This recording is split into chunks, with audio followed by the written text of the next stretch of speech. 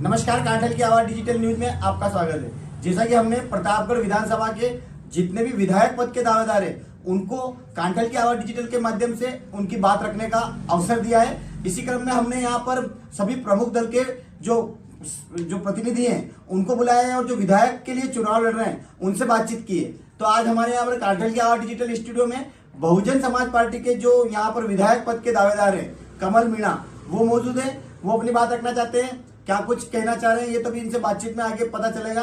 परंतु हमारा ये जो विजन है, हम जो जनता के सामने लाना चाह रहे हैं कि जो हमारे जो विधायक है जिनको हम चुन के भेजते हैं वो हमें दावा करें, वो हमें आश्वस्त करें कि किस तरह से प्रतापगढ़ विधानसभा का वो भला करना चाह रहे हैं और किस सोच के साथ वो यहाँ पर प्रतापगढ़ में विधायक पद की दावेदारी करके और चुनाव लड़ रहे हैं। पार्टी अपनी जगह है, हमने हर दल और हर प्रत्याशी तक पहुंचने का प्रयास किया है। इसी क्रम में आज हमारे यहाँ पर जो बहुजन समाज पार्टी के कमल चंद मीणा है जिन्होंने इस पार्टी से दावेदारी की है उनको अपने मंच पर बुलाया है। तो सबसे पहले कांठल की आवाज डिजिटल के मंच पर आपका स्वागत है। विधायक पद के जो दावेदार है, जो भावी विधायक हैं कमल चंद मीणा, उनका स्वागत है।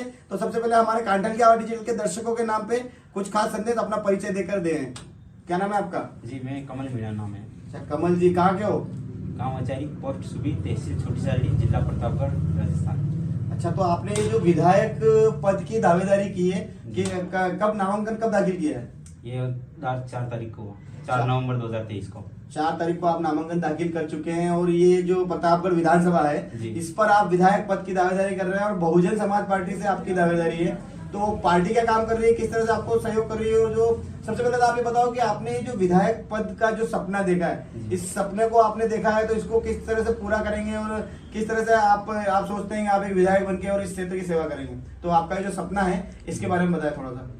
सपना ये है कि इस एरिया में बहुत पिछड़े लोग हैं और उन लोगों को अपने हक अधिकार अभी तक पता नहीं है। उनको जो संविधान में जो अधिकार दे रखा वो अधिकार अभी भी पता नहीं है उनको। खाली लोग ऐसे फर्स्ट में जब इलेक्शन आते हैं तब ऐसे जासे में लेके वोट ले लेते हैं, फिर वहाँ विधानसभा में जाके वो बहस करते हैं। जबकि उन जो नेता मंत्री यहाँ से बन के जाते हैं उनका काम नहीं होता बहस करना, उनका काम होता है संविधान को अमल में लाना है।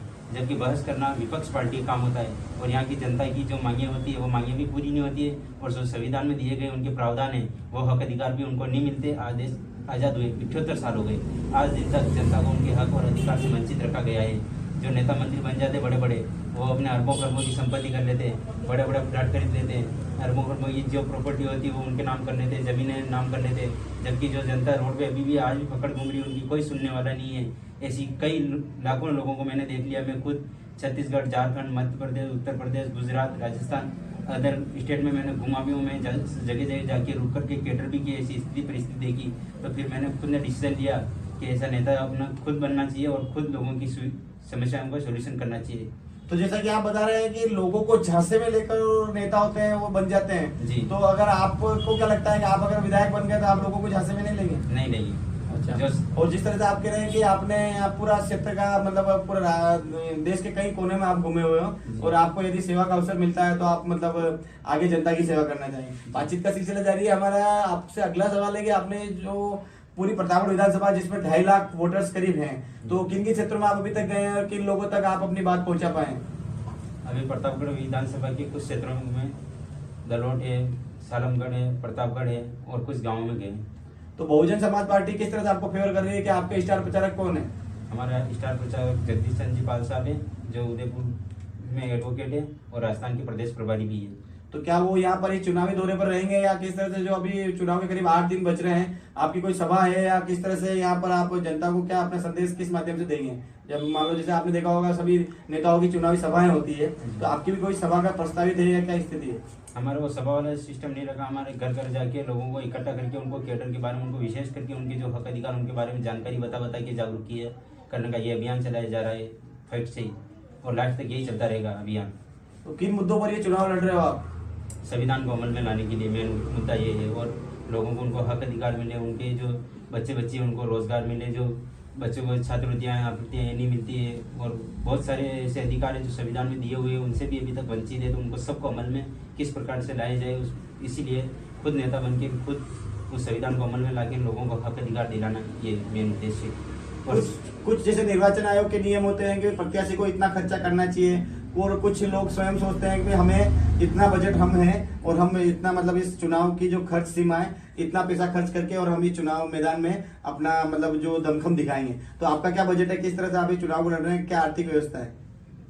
ये पार्टी से 25,000 रुपये मिले हैं और जो निर्वाचन आयोग का प्रावधान है, निर्वाचन आयोग का प्रावधान है 40 लाख से ऊपर खर्च नहीं कर सकते। तो हमारे पास ये 25,000 इनके आधार पर कर रहे हैं और जगह जगह जा रहे हैं और लोगों को जागरूक कर रहे हैं। और जिस प्रकार से मैं लगा हूँ ऐसे मेरे साथ अन्य कैंडिडेट लगे हुए हैं जो जगह जगह गाँव में जा रहे हैं और जगह जगह जाकर के पैम्पलेट और पैम्पलेट के बारे में बता के घर घर पर पैम्पलेट बांट रहे और जानकारियाँ बता रहे हैं। तो 25,000 रुपये में आप चुनाव लड़ने का मतलब जो प्लान कर रहे हैं, तो मतलब कम खर्च में विधायक बनना चाह रहे हैं, बहुत अच्छी बात, आपकी पहल अच्छी है। मेरा ये सवाल था कि सर जिस तरह से आप लोगों के पास जा रहे हैं तो लोग आपको क्या कह रहे हैं, किस तरह से मतलब आपको क्या समर्थन मिल रहा है, तो लोग क्या कह रहे हैं आपको, किस तरह से उन्हें परेशानियां हैं, लोग खुश है या नाराज है, क्या कुछ कहना चाह रहे हैं, लोग क्या कहते हैं आपको? लोग खुश है, लोग ये बात कहते हैं कि हम कमल जी मीणा को देखना चाहते थे और आप सामने आ गए हो और हमारे को पहला नेता मिला इस प्रतापगढ़ क्षेत्र में जो एमए बीएड किया हुआ है और शिक्षित युवा नेता है। और वो उनका वीडियो भी खोल के बताते हैं, इनके स्टेटस लगाए हुए कि हम इस पार्टी से पर हम वोट आपको देंगे। तो हमारा सवालों का ये सिलसिला जारी है और जो एक विधायक होता है वो जनता का प्रतिनिधि होता है, पूरी विधानसभा का प्रतिनिधि होता है। आपने विधायक बनने का सपना देखा है, आप जब लोगों के पास जा रहे हैं तो क्या कुछ खास समस्या आपके सामने निकल कर आ रही है? लोग क्या कह रहे हैं आपको जब आप विधानसभा में प्रचार कर रहे हैं? यहाँ प्रतापगढ़ में घूमा तो यहाँ तो एक समस्या ये देखी कि रोड पे जमीन ये जगह जहाँ रोड पे निकलते हैं ना वहाँ पे भी अभी झोंपड़ियों वाले पड़े हैं, उनकी अभी तक कोई सुनवाई नहीं हुई। और हमारे निम्बाड़े के भी यहाँ पे पड़े हुए हैं, तो वो यूँ बता रहे थे कि हमने बहुत सारे नेता मंत्री जाके मिल लिया, अगर नेताजी आते हैं और ज़मीन देंगे आपको, मकान बना के देंगे, कोई नहीं देते, वो गुब्बारे बेचते ऐसे ही घूम रहे। और रास्ते में गाड़ियाँ लोहार थे, वहाँ पे लोगों को इकट्ठा करके वहाँ बता गाड़ियाँ लोहार बोलते हैं हमारे को भी आज दिन तक पट्टा नहीं मिला। मैंने बोला आपके वालों को सरकार ने बहुत सारी जगह दे दी कि बहुत सारी जगह दे दी, पर हमारे यहाँ कोई सुनवाई नहीं हुई और हम अभी भी रोड पे पड़े, हमारे आज दिन तक कोई पट्टा नहीं मिला है। तो पार्टी ने कोई चुनावी घोषणा पत्र भी जारी किया है क्या आपकी अभी तक? अभी तो घोषणा पत्र तो नहीं किया। फिलहाल आप स्वयं के दम पर ही यहाँ पर चुनाव का प्रचार कर रहे हैं और यहाँ पर आपके कार्यकर्ता लगे हुए हैं, तो कहाँ तक अभी तक आप लोग पहुँच पाए हैं और कितने लोगों की टीम आपकी काम कर रही है? हमारे साथ में 10-15 लड़के अलग अलग जो गाँव में जगह जगह जाके जगह कैडर के माध्यम से लोगों को इकट्ठा करें, समझा रहे और पैम्पलेट सप्लाई कर रहे हैं। तो यहाँ पर आप कांटेक्ट की आवाज डिजिटल मंच पर मौजूद हैं और जैसा कि आपने कहा है कि आप विधानसभा में विधायक पद की दावेदारी कर रहे हैं, उसके लिए चुनाव लड़ रहे हैं।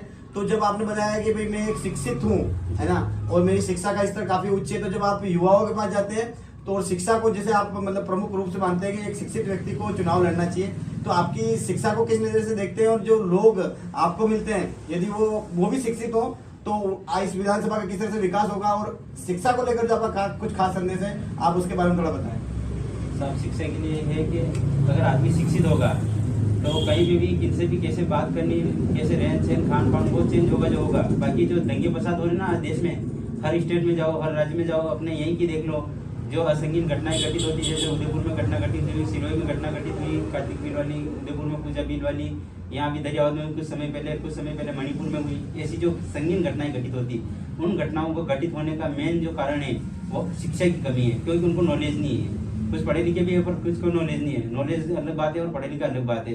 तो ये नॉलेज की कमी के कारण, शिक्षा की विशेष करके शिक्षा की कमी के कारण ही ऐसी संगीन घटनाएं घटित होती है। अगर आदमी शिक्षित होगा तो ऐसी घटनाएं घटित नहीं होगी। जैसे आपके सिटी लेवल में देखो तो सिटी लेवल में जो लड़के होते हैं वो शिक्षित होते हैं, उनको अगर दंगे फसाद में खड़े करो ना तो सिटी के इतने लड़के खड़े नहीं होते, क्योंकि वो शिक्षित होते हैं, उनको नॉलेज भी होता है। और गाँव में देखो ना तो गाँव में शिक्षा की कमी के कारण ही उन लोगों को आपस में गाड़ियों में भर के लाया जाता है और जहाँ दंगे फसाद कराना हो तो वहाँ लेके खड़े कर देते हैं और दंगे फसाद में मारे जाते हैं। और फिर वो गरीब माँ बाप जो मजदूरी करते हैं उनके बच्चे से विच्छेदित हो जाते हैं। तो ऐसी जो घटनाएं घटित होती है वो सभी घटनाएं शिक्षा की कमी के कारण होती है। और इसी कारण बाबा साहब भीमराव अम्बेडकर जी ने उनकी किताब में कहा था कि शिक्षा वो शेरनी का दूध है जो पिएगा जो दहाड़ेगा। ये शब्द इसी के ऊपर है। पर ये शिक्षा वो शेरनी का दूध है जो पिएगा जो दहाड़ेगा, ये बात तो सबको सुनने में आती है, पर होती कैसे, ये विच्छेद से समझते नहीं इस बात को। अगर ये बात जिस दिन हर आदमी समझ जाएगा उस दिन सब कुछ चेंज हो जाएगा। इसीलिए मेरा बताना हो रहा है, इस एरिया में कॉलेज यूनिवर्सिटी ऐसी बड़ी बड़ी खोले कि ये लोग सब शिक्षा से जुड़े, शिक्षा से जुड़ेंगे तो इस एरिया में दंगे फसाद ये सब ऑटोमेटिक खत्म हो जाएंगे और ऐसी संगीन घटनाएं नहीं होगी। तो ये मतलब प्रतापगढ़ के जो विधानसभा के मतलब जो इन्होंने दावेदारी की है कमल मीणा जो कि बहुजन समाज पार्टी के हैं, और इन्होंने कहा है कि शिक्षा वो माध्यम है जिससे मतलब आदमी शिक्षित होने के बाद में अपराध से बचता है और अपराध करने से कतराता है। उसे पता होता है कि अपराध का अंजाम क्या होता है। दंगे फसाद हो या कोई भी चीज हो, शिक्षित व्यक्ति उन चीजों में अपना इन्वॉल्वमेंट ज्यादा नहीं रखता है। इस तरह से इन्होंने अपने विचार रखे हैं और कांटल की आवाज की चुनावी यात्रा में ये हमारे डिजिटल मंच पर आकर जुड़े हैं। बहुत बहुत धन्यवाद। मनोज राठौड़, कांटल की आवाज, प्रतापगढ़।